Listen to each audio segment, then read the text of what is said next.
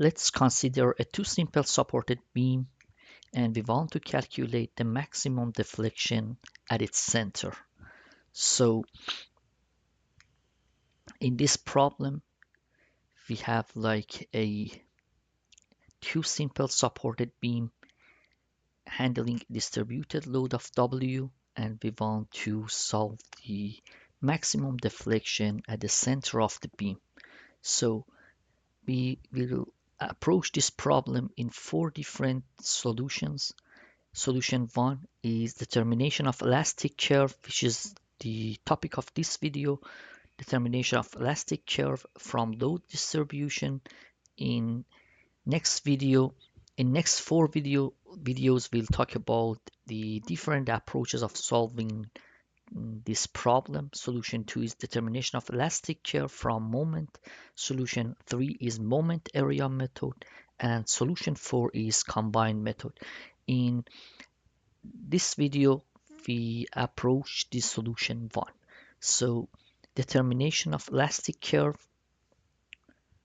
By elastic curve, we from load distribution. By elastic curve, we mean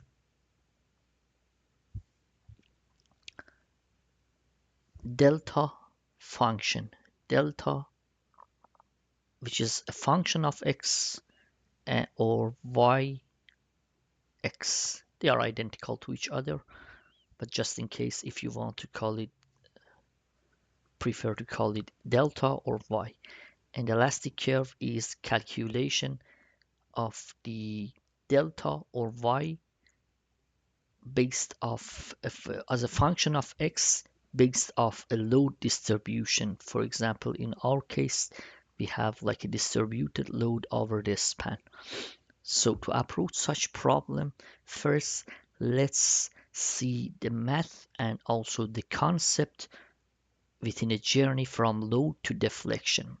So it means if there is a beam which the load is provided to us, we want to know what is the maximum deflection or the deflection function.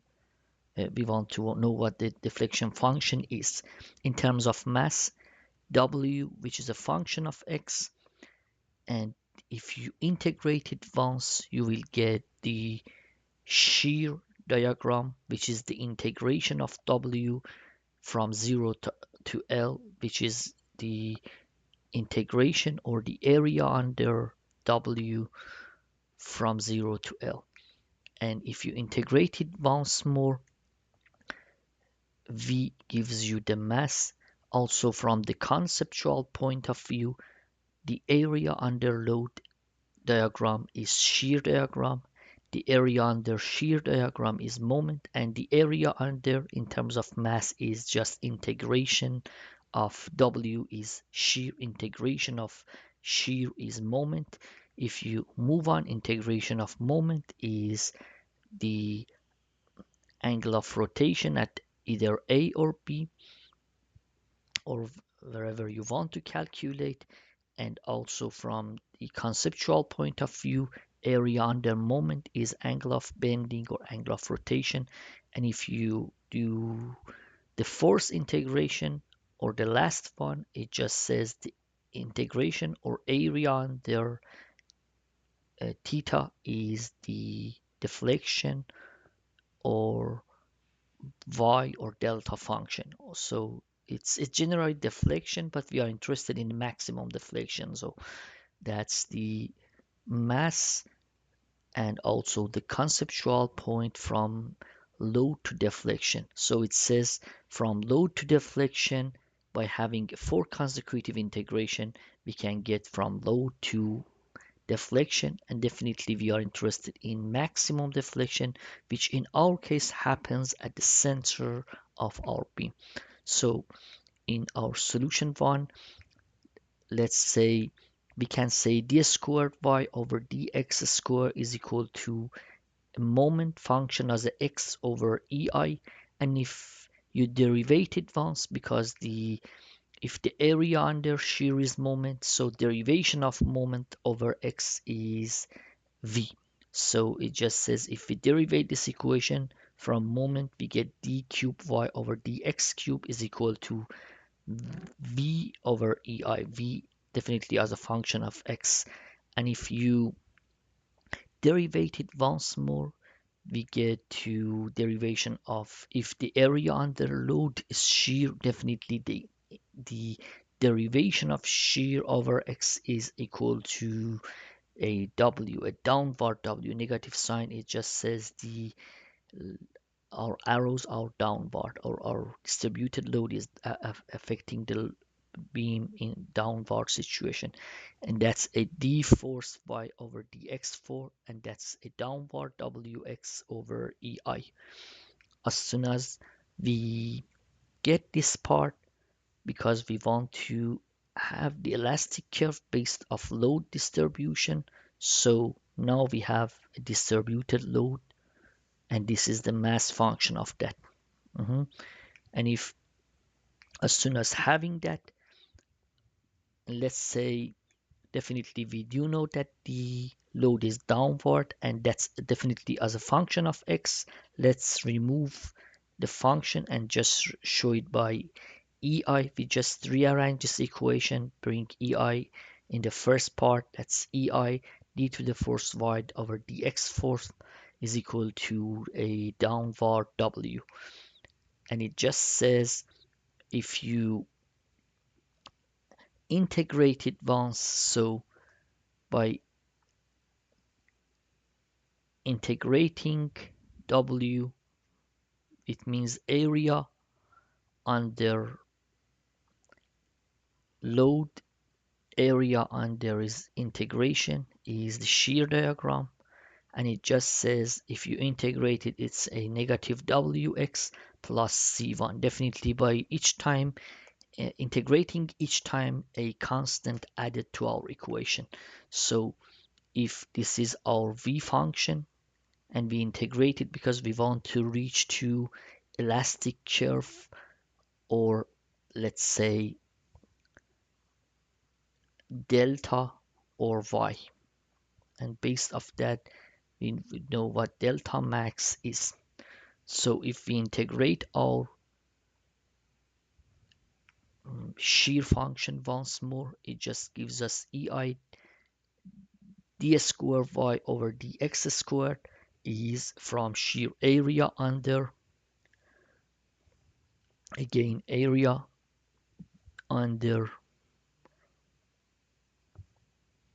shear is moments, area under shear is just integration of this function, which gives this function, and that's equal to m. Area under m, integration of v gives m. Area under v is m, and we get to this equation from the top one. And definitely by the second integration, the second constant comes to the equation, that's C2. And now let's jump to the boundary condition if we have our function, and let's talk about our boundary condition. In our boundary condition, it just says at x equal to 0, at x equal to 0, there is no moment because this is a simple support, and also there is no y because there is support. Likewise, the same for, due to symmetry, the same for support at B. And based off the at x equal to 0, m equal to 0, this one gives us a C2 equal to 0. It just says if we replace 0 in the moment equation, so all these terms moves to 0, and it just gives us C2 equal to 0. And likewise, at x equal to m,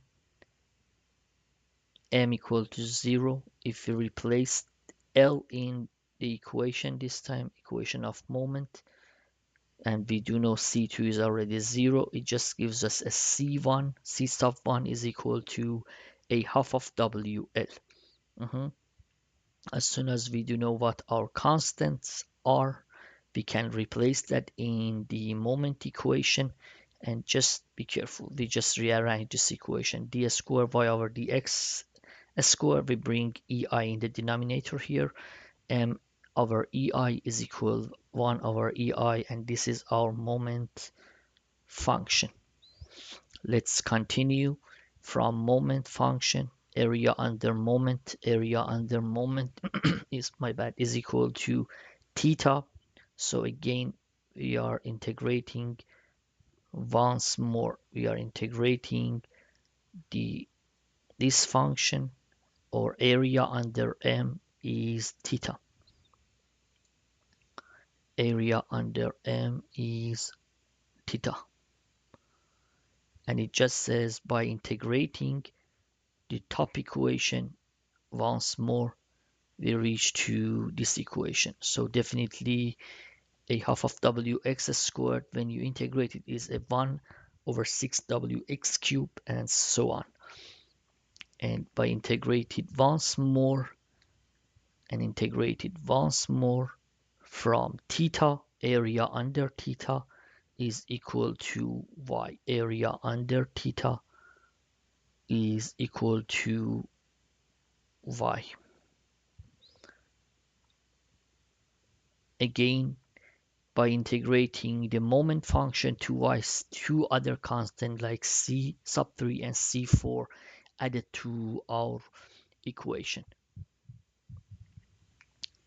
So again, move to boundary condition. This time we use this boundary condition at x equal to 0. We just use the second part, y equal to 0, because this is a support. There is a simple support. It's just avoiding y from the upward and downward movement. So replace that in the equation of y. This is equation of y. And if you replace the x by 0, it just says all these terms go 0. Y is equal to 0. It just says c sub 4 is 0. And at x equal to L, y is equal to 0. Just move to the other support. If you replace this time L in the main equation, instead of x, replace it by L and solve it to get c sub 3 is negative 1 over 24 WL cubed. Now we have our elastic curve equation, which is our y. Get all the constant out, and this is our elastic curve from low, and we started from low distribution, which applies on our beam. So this is our delta function based of x, based of w, determination of elastic curve. We got it right now. And then let's move to the formed shape of our beam. We do know there is a sagging at the center, and the maximum of that downward movement is at the center due to the symmetry, and we call that delta maximum.